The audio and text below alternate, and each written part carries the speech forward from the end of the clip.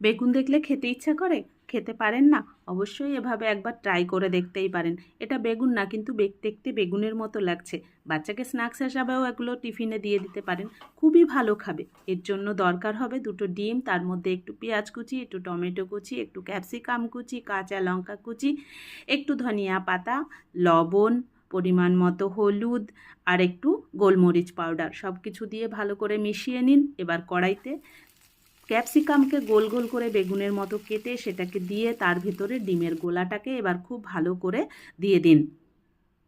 নিচ দিয়ে একটু বেরিয়ে যাবে, ভয় পাবার কিচ্ছু নেই, এটা একদম ঠিক থাকবে। এবার এরপর থেকে একটা ঢাকা দিয়ে কিছুক্ষণের জন্য ঢাকা দিয়ে রেখে দিন। আলতো হাতে সবগুলোকে পাল্টি করে দিন। খুব সাবধানে উল্টাবেন, উল্টানোর সময় যদি বেরিয়ে যায় তাহলে মুশকিল। এইবার ওপর থেকে এর উপরে আরেকটু বিট লবণ এবং কালো মরিচ দিয়ে দিন, দিয়ে একটু ঢাকা দিয়ে কিছু সময়ের জন্য রেখে দিন। এইবার গরম গরম ভাতে বা বাচ্চার টিফিন বক্সে যে কোনোভাবেই আপনি খেতে পারেন। বেগুনের স্বাদটাও মিটে যাবে আর ক্যাপসিকামটা খাওয়া হয়ে যাবে। খুব ভালো খেতে। অবশ্যই বাড়িতে একবার ট্রাই করবেন।